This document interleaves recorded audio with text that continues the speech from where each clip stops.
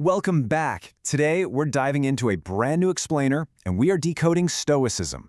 Now, this is a widely misunderstood philosophy, right? People hear the word and immediately think of an emotionless robot. But at its core, it's actually a practical survival toolkit for life's absolute unpredictability. So let's explore how some ancient wisdom can completely shift how you handle modern stress. All right, I want you to picture this.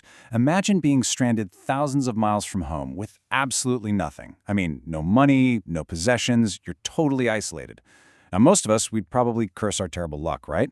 But for a wealthy merchant named Zeno of Cyprus, this exact devastating shipwreck, way back around 300 BCE, well, it actually became the foundation of his entire life's work. So the year is 300 BCE, and Zeno is stuck in Athens. He needs something to do, so he just wanders into a local bookshop. There, he discovers the teachings of Socrates and is instantly hooked. He starts studying, eventually begins teaching his own students, and officially founds Stoicism. And a fun fact, the name actually comes from the Stoa Piccolale, which was this decorated public colonnade where they all used to gather and talk. It's wild to think about, really. An absolute financial disaster unexpectedly birthed a philosophy that would go on to change the world. Let's jump into Section 1, More Than an Attitude, Redefining Stoicism. You know, today we kind of throw around the word stoic to mean someone who just grins and bears it, someone remaining totally stone-faced under pressure. But the original philosophy was so much deeper than that.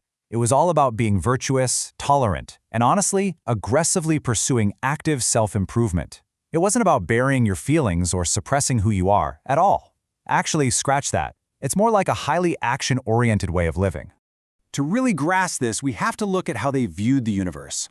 The Stoics believed everything operates on this interconnected web of cause and effect. It's a rational structure they called logos. And the big takeaway for us here? Well, it means we have to deal with the world exactly as it realistically is.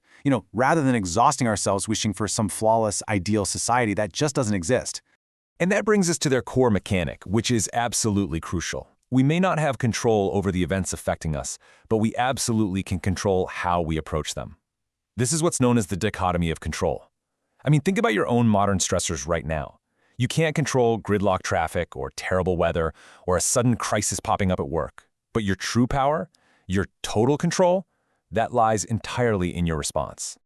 Moving right along to Section 2, the 4 cardinal virtues, or as I like to think of it, the Stoic toolkit. So, how do we actually navigate that complex web of cause and effect we just talked about? Well, it's through 4 main pillars. First up is practical wisdom. This is all about navigating complex situations logically and calmly, rather than letting panic take the wheel. Then there's temperance, which is basically exercising self-restraint and moderation. Third is justice. Now this means treating others with fairness, even when they've totally wronged you, which, let's be real, is easier said than done.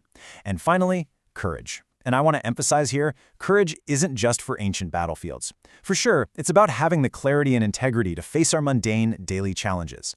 The famous Roman Stoic Seneca put it perfectly. He said, "Sometimes even to live is an act of courage." Wow. That is just an incredibly powerful thought, isn't it?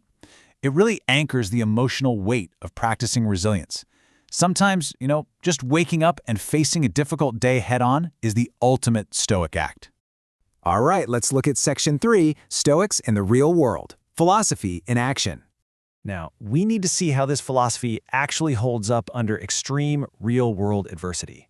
And a key thing to understand is that Stoicism is not self-centered or passive at all. For example, at a time when Roman laws literally considered enslaved people as property, Seneca actively called for their humane treatment. He stressed that we all share the exact same fundamental humanity. The core idea was that only by cultivating your own personal virtue and self-control could you genuinely bring positive change to the people around you. And then there's the number 19. That is how many years Marcus Aurelius, who you might know as one of the most famous Stoic writers, ruled as the emperor of Rome.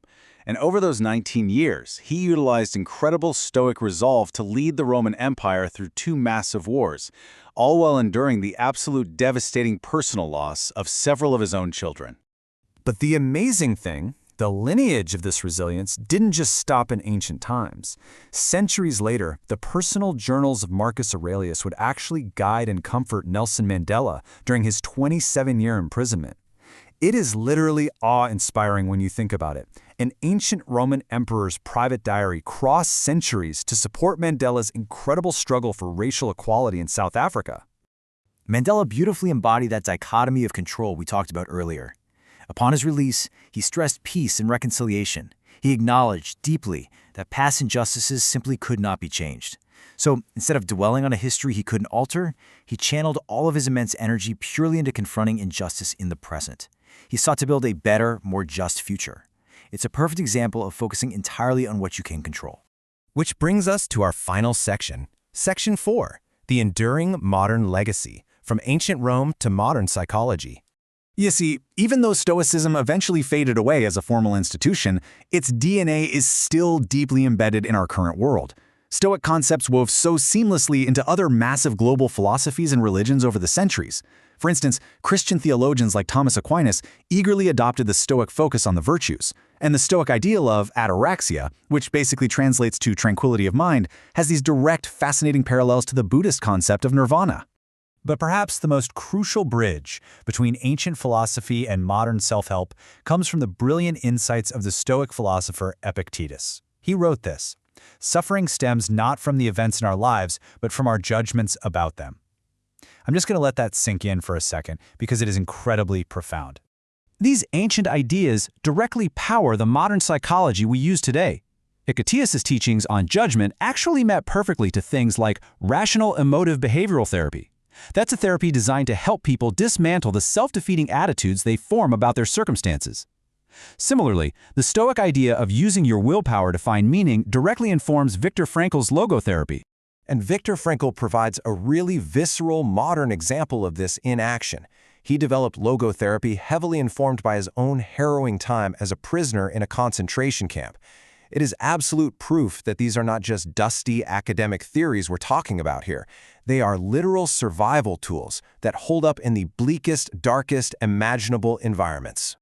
At its core, logotherapy is a psychological framework based on the very Stoic principle that we can harness our willpower to fill our lives with meaning, absolutely regardless of our external circumstances.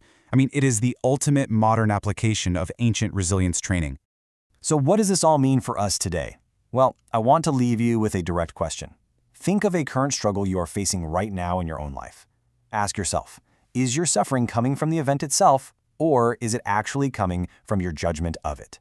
It's a tough question for sure, but mastering it is really the key to unlocking true resilience.